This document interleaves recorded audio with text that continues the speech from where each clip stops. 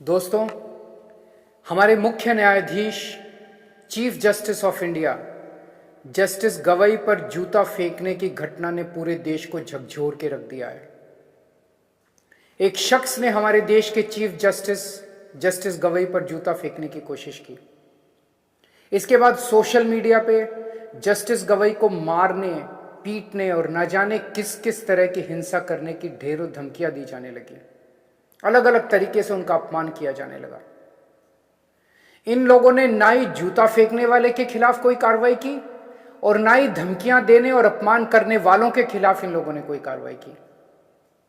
ऐसा लगा जैसे ये सब एक सुनियोजित सिस्टमैटिक तरीके से किया गया एक षड्यंत्र है। इस घटनाक्रम के जरिए इन लोगों ने समाज के दो तबकों को बहुत कड़ा संदेश देने की कोशिश की है, एक दलित समाज और दूसरी न्यायपालिका। जस्टिस गवई दलित समाज से आते हैं।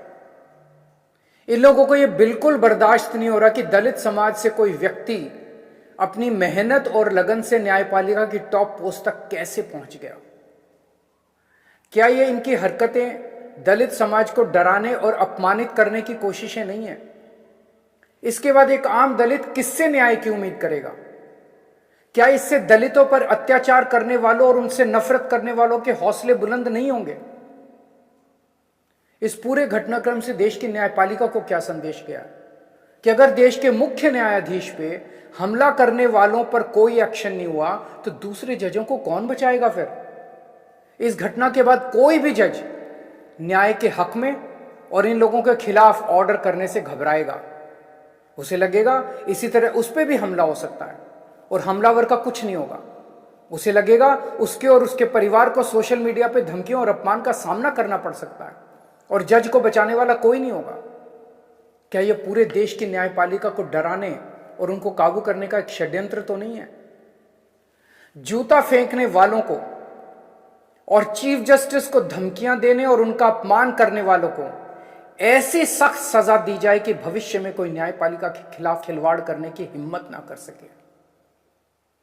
चुनाव आयोग, मीडिया और विपक्ष के बाद अब ये न्यायपालिका की आवाज को दबा के पूरे लोकतंत्र को खत्म करना चाहते हैं। न्यायपालिका की स्वतंत्रता हमारे देश के अस्तित्व के लिए अहम है। न्यायपालिका का यह अपमान देश के संविधान का अपमान है, बाबा साहेब का अपमान है। यदि आप सच्चे देशभक्त हैं तो आप चुप नहीं रह सकते। बोलिए, उठिए और न्याय की रक्षा के लिए आवाज उठाइए। मेरी तरह आपका भी खून जरूर खोल रहा होगा। जय हिंद।